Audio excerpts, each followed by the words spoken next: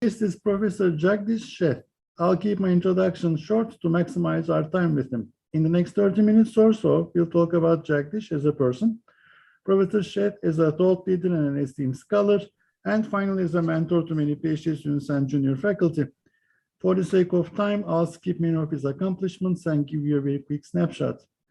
Professor Sheth is an AIB Fellow, as well as a Fellow of the American Marketing Association, Association of Consumer Research, the American Psychological Association, Academy of Marketing Science, and the International Engineering Consortium. He is the recipient of all 4 top awards given by the American Marketing Association. Jagdish has written over 250 journal articles or book chapters, 8 book reviews, edited over 50 books, and has written nearly 40 books. He sits or sat on the editorial review boards of top marketing journals and served as a chair, co-chair, editor, and co-editor of many journals, conferences, and doctor-student consortia. He has consulted with many government institutions, multinationals, and served on the boards of major companies listed on the New York Stock Exchange, NASDAQ, as well as many non-profit organizations. He has received numerous awards, such as the AMA Lifetime Award, William Wilkie Award, and the Charles Coolidge Parlin Award. Thank you, Jagdish, for joining us. Thank you for inviting me, Ilgaz. Jagdish, what did you want to become when you were a child? When I was young, there were 2 very different aspirations. One was to become a good cricket player. As you know, cricket is the national sport among the British Commonwealth countries, and especially India. When I was growing up, it was the major sport.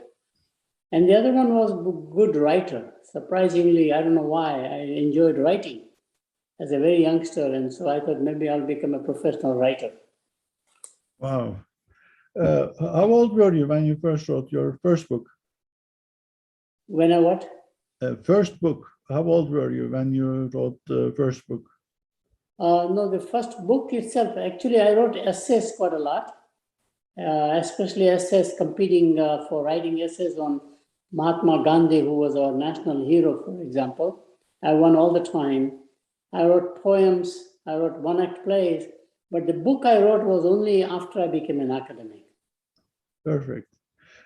Can you remember the first earliest moment of awareness as a child between domestic versus international? Oh, I clearly remember that because the first thing I realized was a radio. In my days, there was no television, and the radio was by Philips, which I knew was not an Indian company, but was a Dutch company, even though they behaved like Indian company.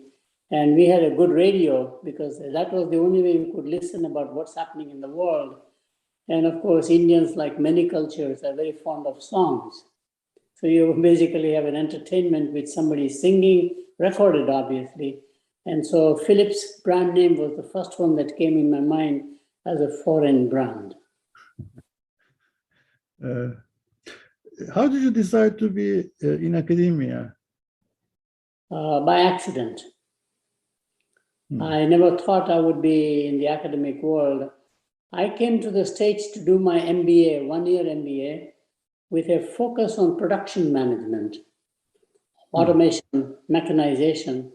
My brother had a business of making jewelry boxes, and they were all done manually, like a cottage industry, contract work, where we'll give the raw materials to the contract workers. They will go home, make the boxes, jewelry boxes, and in the boxes, they will sell it to the jewelers or a distributor, and ultimately all the Indian jewelries, which are gold jewelries or diamond jewelries, they'll be placed in those. And we had a backlog of orders, surprisingly, because industrialization was taking place in the 50s. The factory work, people were going to the factory work, which was better paying than doing the work at home. There'll be head of the household, and you'll have all these young boys and children working at home like a cottage industry. So I told my brother that the only way out is to mechanize it.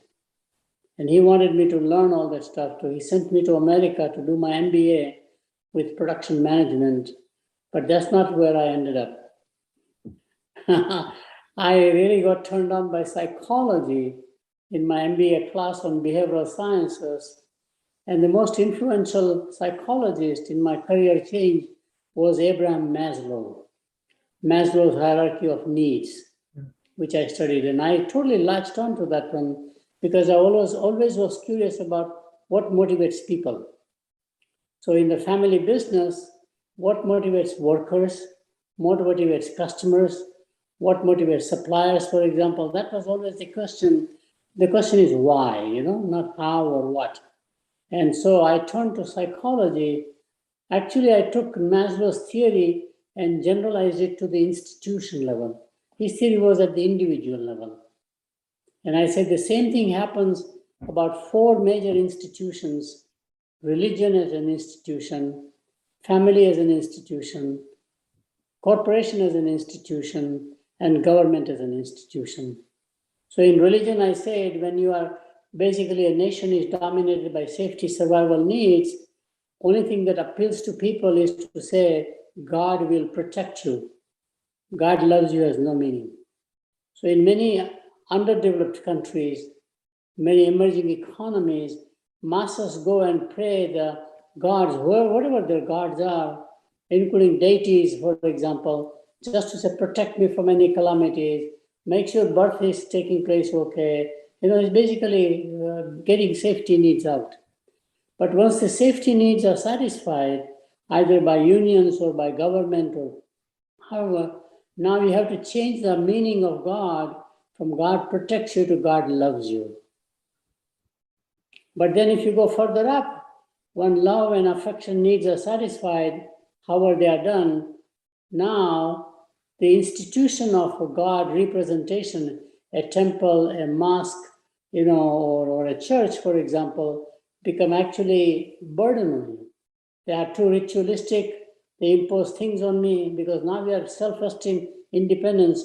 So now we have to say, God is with you. Do what you want to do, but God will be supporting you. An ultimate stage is God is in you. Self-actualization is a stage where basically God is what you are, representation of the God. Now that one took very well. I wrote a paper on that one. And the same thing in the organization area, which is what management area. At the lowest safety level, job security is the most important one. And people take advantage of that, called Theory X in human resources management area. And ultimately, McGregor was the one in the 50s who figured out that if you treat your employees better, like they're human beings, their feelings, their families, so you have to go from job security to love and affection. And ultimately, I came out with a theory more recently called Theory Y. So Theory X, job security. Theory Y is love and affection, belonging. And the Theory Y, Theory U is what I clear, basically says empowerment. Today, nobody likes bosses. So the whole style of management has to change from I'm the boss, you are the subordinate, you will do what I do, doesn't work anymore with young people. Basically, it's a coach style of management. A good coach gets more things out of the player, and player is more important than the coach, which means boss is not as visible as the worker. How are you unlocking the potential of your employee is very important at that stage when people are driven by self-esteem, independence, essentially. So that worked very well. How did you connect to the marketing side, the consumer research from psychology? How did you make the jump? Exactly. So my thinking was that I will do my doctorate now in behavioral sciences in the School of Business. My minor was social psychology. Eventually, I joined the APA without a psychology degree, actually. I was allowed to do, and I'll explain that. But interestingly, my very influential professor in management was Bernard M. Bass, B-A-S-S, who had a whole leadership theory and a scale called SIT, self-oriented manager, interaction-oriented manager, and task-oriented manager. I loved him. He's a young scholar. He's very important in my life. But then he had no money to support me beyond minimum what I got stipend as a doctoral student. Mm-hmm. So when I joined the doctoral program, I was given $287.50 per month stipend. Unfortunately, to bring my fiance to marry me, I needed, from an immigration viewpoint, about $400 per month. So I had to have extra income. And surprisingly, a marketing professor had that income, a research grant, and he wanted me to work with him because he was getting into the behavioral aspects of buying behavior. So rather than understanding psychology of employees, this is psychology of customers, which is how I got into marketing. And his name was John Howard, probably the best mentor ever I had in my life. He took care of me completely. In fact, we began to start writing the book called The Theory of Buyer Behavior. It took about 7 years, but became a classic. And we just had a reprint of the book after 50 years. It was first published in 1969 by John Wiley. It became absolutely the mandatory reading for every doctoral student in marketing. Redefined the marketing itself as a discipline, had a major impact. And I was the co-author. John Howard, I was at Pittsburgh as a student, but Pittsburgh collapsed. It was a private university in those days, but it collapsed financially. And John did not want to stay in Pittsburgh, so he decided to move to Columbia University. He was a very well-known professor, and anybody would have hired him. Basically, he was an economist who has turned into behavioral sciences. It was very much like behavioral economics we call today. So he went to Columbia University, 1963, and he told me, would you like to come? And I have no idea. I said, sure, I just belong to you. So he said, come there, we can finish the book. So I just went with him as a research associate, postdoc kind of a position, not a tenure track faculty. And 2 years, I was totally in the Columbia Stacks library, underground, nothing but 6 days a week, probably 8-9 hours a day easily. I worked just soaking up knowledge from all different disciplines as something relevant to build this theory of buyer behavior, which became very comprehensive and very impactful theory, because we challenge the traditional notion that consumer make choices, which is what economists believe in. Whereas our belief was that consumers reduce choices, they don't make choices. They become loyal to a brand, loyal to a product category, and they buy through habit. And the only way to do choice reduction is by learning. So we adopted a learning theory platform from psychology primarily, and there are several learning theories out there. One that we had latched on was by Hull, H-U-L-L. He was a well-known psychologist, what we call rat psychologist primarily, experiments on animals, dogs and rats, etc. But he had a very interesting theory about how to organize the habit, how does habit form. So we had used that platform. And so how do consumers become loyal to brands became the ultimate objective of that particular theory. And so I did that. And in fact, I often jokingly say that I was down in the coal mines, like in collieries, when you go to coal mines, where a black, in that stacks thing, I got probably mold in my lungs, It worked out perfectly, though. Something that is not on your CV that people might find interesting about it. Yeah, first of all, I was born in Burma, which is now Myanmar.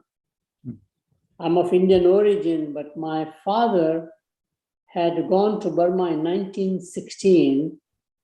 Very good historical perspective for international business scholars. British Empire had become so big that somehow they decided to break it into two parts. One to run from Calcutta in those days, but now called Kolkata, running the whole empire. They divided. Kolkata will manage West Asia, which is why we don't call Middle East in India. They call it West Asia, the Gulf countries and beyond, all the way to Gibraltar. And then they built a whole capital in Rangoon, or what's called Yangon now. And that capital they built in Yangon is the one that they invited a lot of Indians to come because they trained Indians very well in government bureaucracy. accounting systems, writing, filing systems, all this stuff. They needed massive manpower to run the bureaucracy. Which is why the British call East Asia, they call it. So from Myanmar all the way to Southeast Asia, Japan, etc. was their empire. So my father went there as a rice trader. Burma was the largest rice producing nation in the world, very fertile land, very large land also, by the way. Surprisingly, size is very big compared to, let's say, Vietnam or Thailand, any other neighboring countries, even Malaysia, for example, is much bigger than Malaysia. And so he went there as a rice trader. He brought his two brothers with him and a cousin brother, so 4 families. And I was born in Burma, last of the 6 children. And I was born in 1938, before World War II. And everything was going great, typical middle class, merchant class. And unfortunately, Japan decided to roll over all of Asia to conquer India. They wanted to conquer Kolkata capital. That was the idea. They wanted to conquer the British Empire's main capital.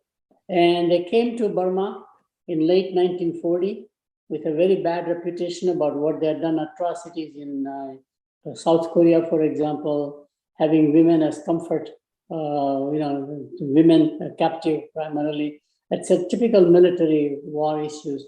And so my mother was very worried because I had older sisters. They were like teenagers. And she wanted to leave. My father was set because this was his livelihood. There's nothing else he could do. He was not even a high school educated person, but brilliant at the same time, entrepreneur.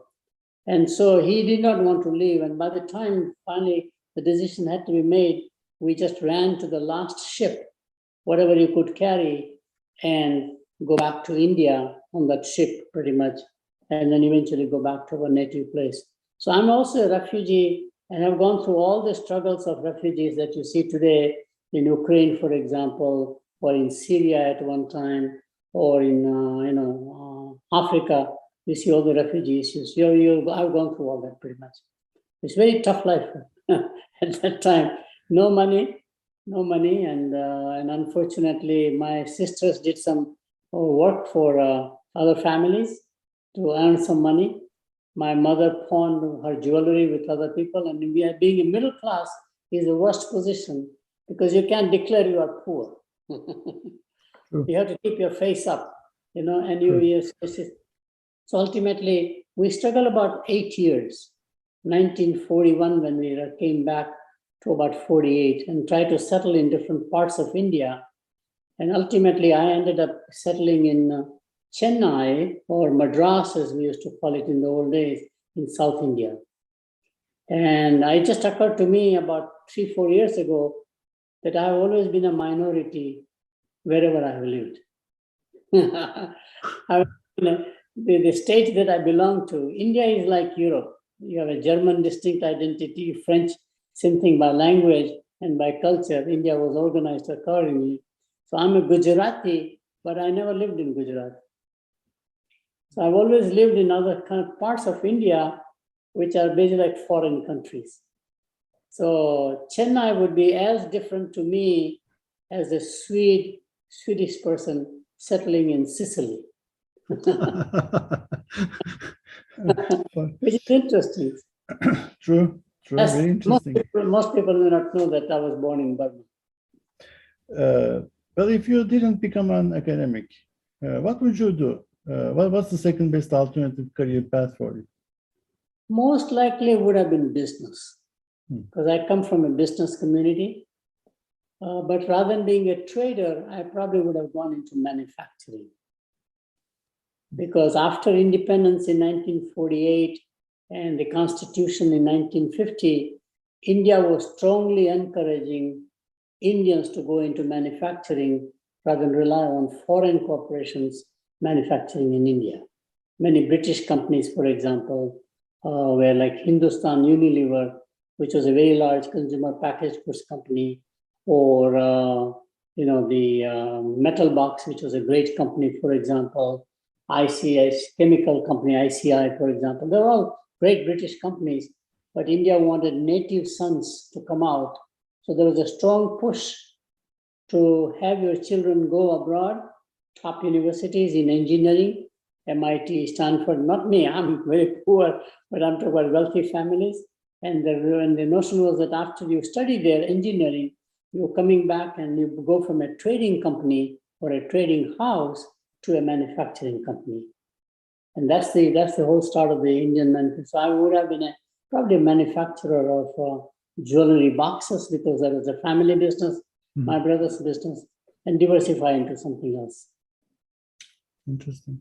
Regrets? Any regrets in life? Not really. And the reason is that regrets come from the belief that you control your destiny. But once you believe that somebody else out there is blessing you, that somebody out there gives you the opportunities, and in that case, you feel like no regrets. For example, I think being an academic is the best thing that ever happened to me. Because that side of mine, which was creativity, writing, conceptualizing, would have been never realized if I was a businessman, for example. Let's talk about creativity. This is an important thing. In your life, you have been creative in many areas repeatedly. So Yes. How do you define creativity in research? How do you describe this state of idle curiosity of the mind?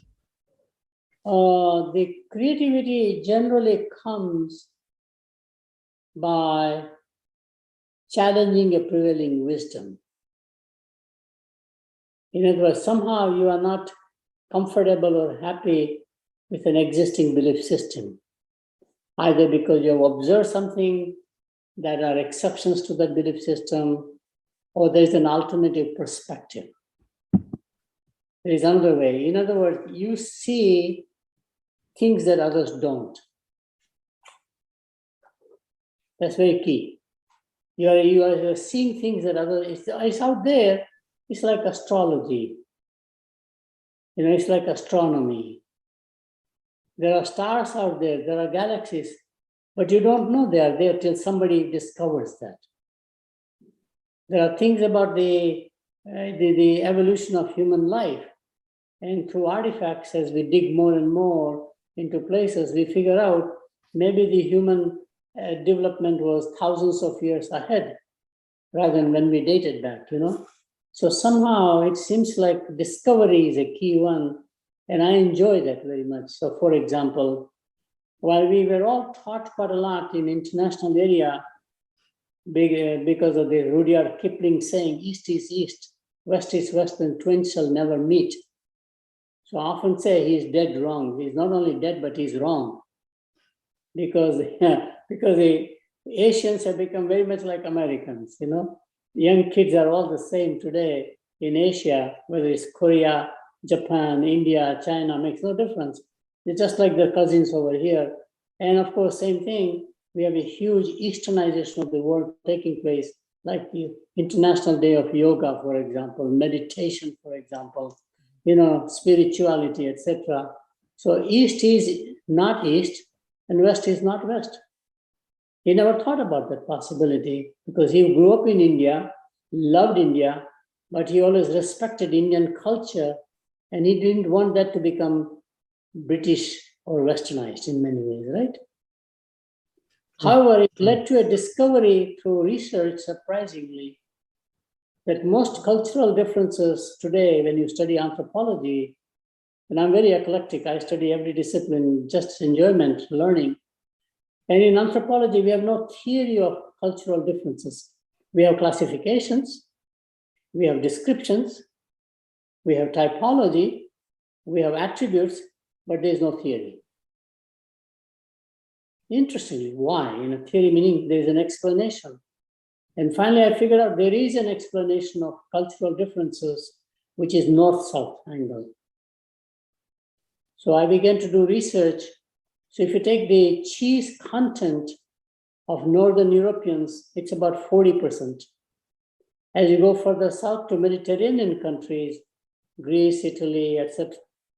The cheese content, mozzarella cheese, Parmesan, is about 2.5% fat content. If you go further south, the concept of cheese drops from all cultures all over the world. It is taken over by oil, like olive oil, very prevalent in Mediterranean countries, or palm oil, very common in Asia. Coconut oil is a big platform, or in Mexico, it's avocado. Interesting, right? Yeah. So I became very curious, and it's a very simple theory. If you all believe in the traditional history of human evolution, that everything began in Africa, Northern Africa, and migrated out. So as the people travel, genes travel further north to Arctic climate like Scandinavia or Alaska or whatever the Arctic climate, there is no vegetation. So genes to survive have to rely on animals for protein, fat, and calories. 3 key ingredients you need. So your diet has to become animal-based. In fact, Northern European diet is often called meat and potatoes. Only thing you can have is the potatoes. No spices in the diet. Salt and pepper will be the only spice. As you go further south, percent of meat in your daily consumption of 4 calories, protein, fat reduces, and salads and nuts, etc., take over quite a lot. Vegetation takes over. And ultimately it becomes more vegetarian diet in many cultures. Meat is like a supplement, just a little. So totally. And food is more spicy generally as you go toward the equator. And the reverse happens on the southern hemisphere, the same thing. So I began to study that. Then I realized, my God, it's a very powerful theory because it is true not only for food, shelter, and clothing. So if you take clothing, again, what's the source for making garments? Only thing is animal. So you rely on leather and wool. That's very popular among the Northern Europeans. But both leather and wool are very harmful materials in tropical climates, hot, humid climates. So you buy basically cotton or linen, plant-based. Also, Northern Europeans will have 3 layers, typically tight-fitting. You see the contour of the whole body. Warmer climate, 1 layer, free-flowing, so you allow hydration, dehydration throughout the body, perspiration, which is very key function, biological. Color preferences. Northern Europeans have no color preferences except pastel, like what I'm wearing, because they don't have color dyes, vegetation to allow you to be colorful. Whereas you go to warmer climates, same color, whether it's Indian saris, African native dress, Latin American native dress, or Pacific Islanders, it's the same. We laugh at Hawaiian shirt, but it is a common phenomenon in Indonesia. It'll be very common among Indians, every place, colorful. Similarly, I found on shelter. Northern Europeans have to have air roofs because you cannot have that snow stay on that one, it'll collapse the roof. So you have to build air roofs. Whereas Italian villas or Spanish villas will be flat roof, only water. Indoor, outdoor, you blend it in the warmer climate. You mix it. Outdoor to indoor is the same as you can see in California or Arizona. Whereas in the northern climate, indoor and outdoor must insulate from each other, which is why we have a sort of a foyer as an area from extreme cold to the room temperature. Materials. Northern Europeans will have only wood and stones. Warm climate will have clay and bricks. In fact, wood is a dangerous material in warm climates because it creates termites and other insects. It's very, very obvious. See, yes. I see that thing others don't. That's creativity to me. That's one element of creativity. And by the way, I found the same thing. Northern Europeans are very time punctual. 6 o'clock means 6 o'clock. Warmer climate people, any time is a good time. If you are 15 minutes late, so what? And there is again tied to the climate. I mean, I can explain all these 6, 7 traits that we talk about in international business about cultural differences, management style differences easily to this particular theory. So I finally say, aha, I have an explanation now why people behave differently, which is interesting. Just like Maslow's theory allowed me to explain institutions like religion, like family, like corporations, like government, etc. It's very interesting. So that's, to me, is creativity. One element, right? Perfect. Let's just follow up on this thing. There's a second element of creativity. I'll just talk about a little, which really is blending things that others do not think is possible. And that comes usually in chemistry. In chemistry, it's all about blending. Flavors, fragrances.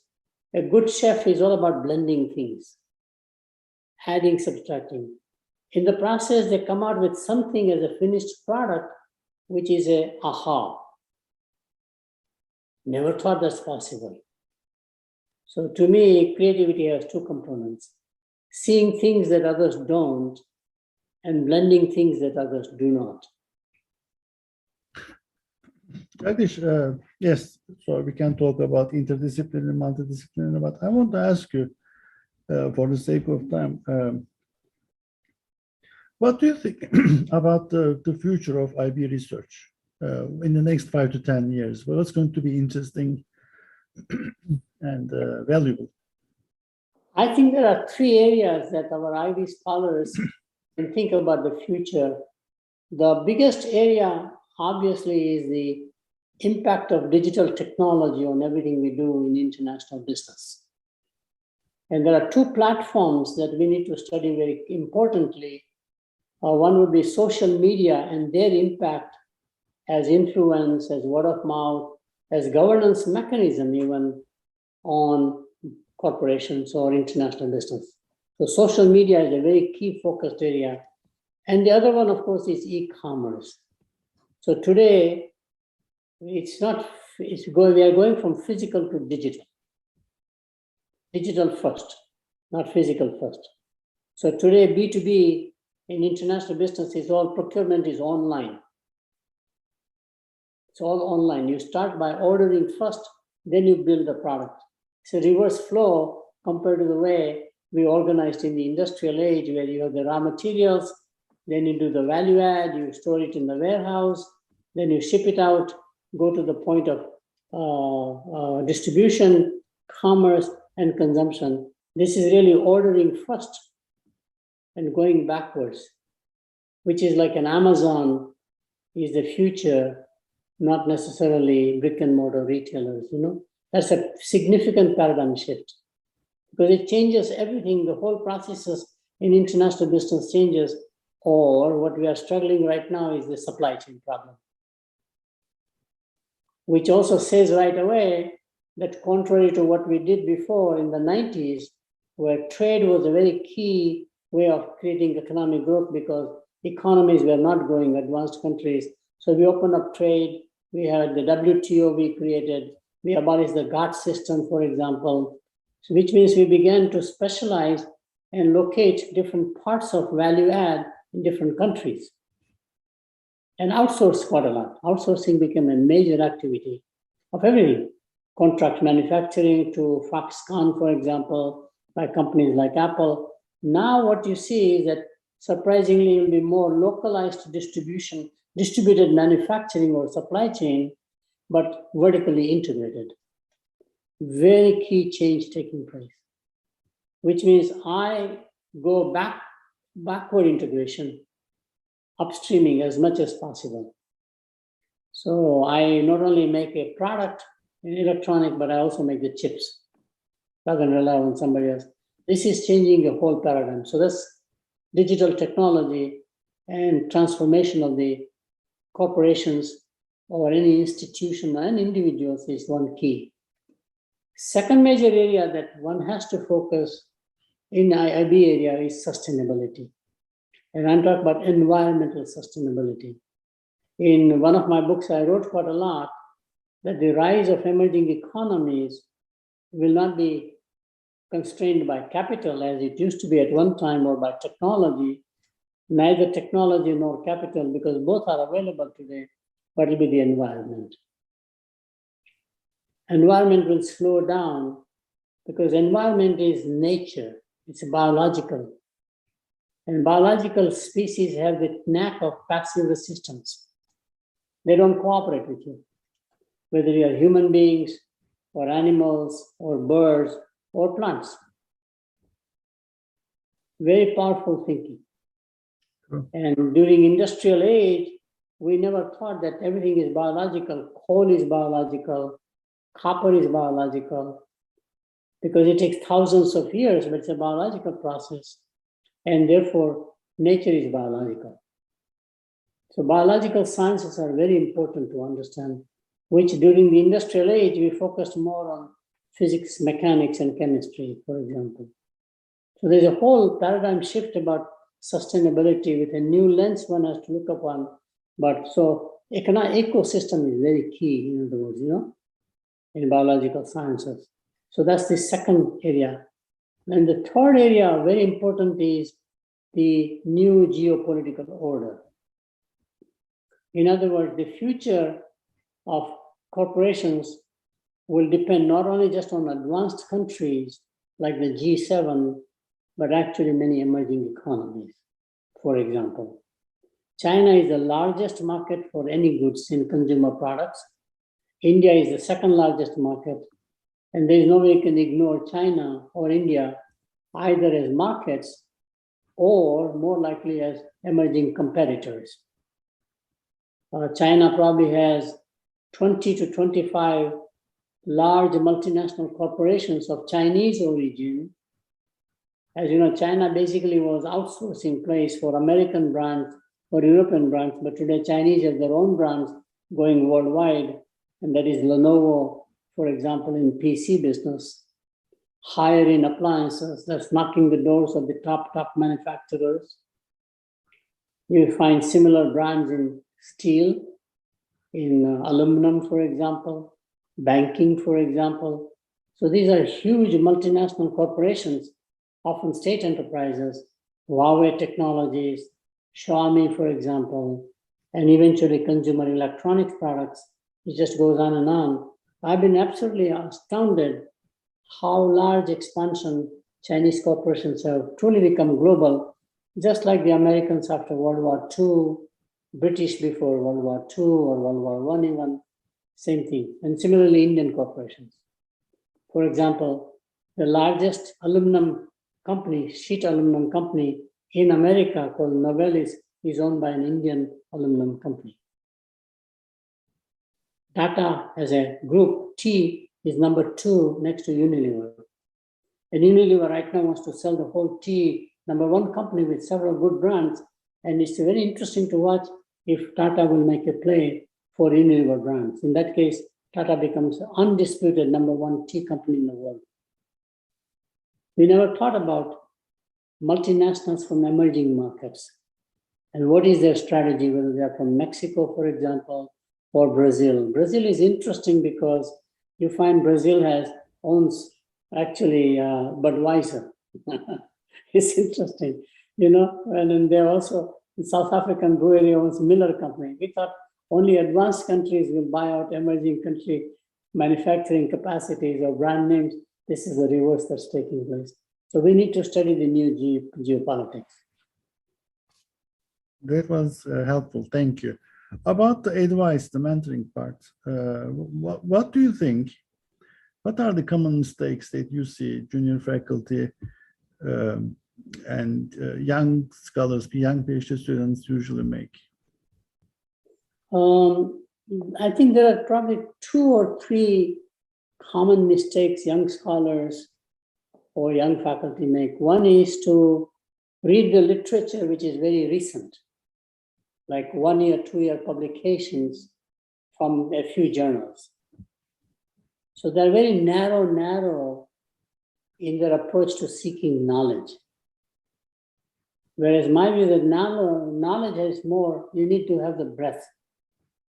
And you have the breadth in 2 ways. One is to read journals all over the map, not necessarily journal in your specialization, even though you are doing your doctorate, or you are focusing on a research, publications can be narrow, but the foundational knowledge has to be very, very broad. And I've been very surprised in every discipline I find in the business schools that people do not know history very well. They do not do historical research at all. They have no idea. They don't know anything beyond, as I say, 2, 3, 4, 5 years of knowledge. Some of the best places to learn knowledge, surprisingly, has been in books. If you go back before the rise of academic journals, classical writings were all written in books, whether it's Adam Smith, Karl Marx in economics, Alfred Marshall, for example, Lord Keynes, John Maynard Keynes. These are top economists, and they always wrote books. They did not write articles. Seminal knowledge even today is in books, because in books, you have the freedom to express what you want to say. So that's one key mistake young scholars make, very narrow understanding of the world. And then they start teaching because they only know that much, they teach the same thing. So it becomes narrower and narrower and narrower, which is a key problem right now. Second thing is that rather than create something on your own, there's a tendency to quickly replicate somebody else's work in a different context, like from one country to the other country, or in a different industry, something like that. So replication to me is not creativity. It's more like craft. It's more like a person, a handicraft person, what you call mechanical guy, replicates the same thing. Automobile maker, for example, replicates the same thing. He's not building a new car. He's not designing a new car. And I think that's another major issue, because if you read the articles in top journals, in international business or in strategy management, it's all replication. There's nothing really that stands out and says, aha. There are a few exceptions. That's the second problem. And the third problem is that we are driven more by what the reviewers want us to say and the editor wants us to write, as opposed to our own views.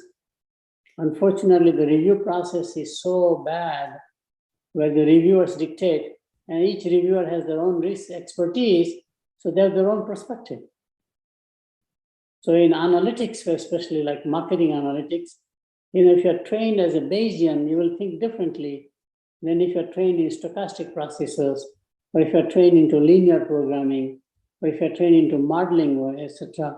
And you will never agree with the other as to which methodology is right or wrong. So as a reviewer, you basically say, use my technology that I am familiar with. I've done very well with the technology. And you begin to force on the creative mind, limit the creative mind from creating new knowledge. So I find very fascinating. And today you never get published as the article as it is with a constructive comment in the first round. It's always revised and resubmit. And there are top scholars who have to go through 3 rounds. To me, that is actually the demise of a discipline. Driven too much by reviewers' views as opposed to your views. That's my third biggest complaint. And what happens ultimately is that as I talk to my young colleagues, the whole publication process is not a joy, but one of frustration, one of anger, one of sadness. And I'm absolutely shocked to find that 50% of our students in management go through clinical depression by the time they are through, because we have a new approach of a PhD beyond coursework. You have to write research papers from the year you come in, like a scientist. And you go through all the frustrations. So you go in because you're bright people. Even to be admitted as a doctoral student is not an easy job. I mean, you've done so well. You are less than 1/10 of 1% of the population. You've been brilliant. And for the first time, somebody damages your self-esteem, your self-image, self-confidence. So what's the solution? The solution is unfortunately nothing short-term. The solution is, there are 3 solutions. One is to have self-confidence and do what you enjoy doing. Have a passion in your research. If you don't have a passion, it's a burnout, any job. So you have to do things which are passionate to you, because then you can put up all the obstacles. Second one is to go to an institution which does not have the pressure of just publications. Has a balanced view about publications. They may not be the top institution, but it gives you happiness in life. Gives you the freedom to do what you want to do. Remember, in business, we can always earn more in industry. We can always be entrepreneurs, but we choose academics because we are seeking knowledge. We want to contribute something. And then if it is not a passion of your own, as I said, it's a burnout. And so that's the other problem. Long-term solution is to abolish the tenure system altogether. This whole cycle about 6 years you're on probation, and unless you're shown something new knowledge creation, you are a worthless human being, kind of a notion you create in the mind of tenure track professors, which is a key problem. And many people don't make tenure at top universities in the first 6 to 8 years. They become advanced assistants some other place, get more time, and ultimately produce something. And it's absolutely incredible to watch how many people who published well till they got tenure, and afterwards they stopped publishing. Because that's not their passion. They did it like a job, performance appraisal. And to me, that is not good for the discipline, nor for the scholar. Thank you. Last question. What's the question that I should have asked you but haven't? That's an interesting one.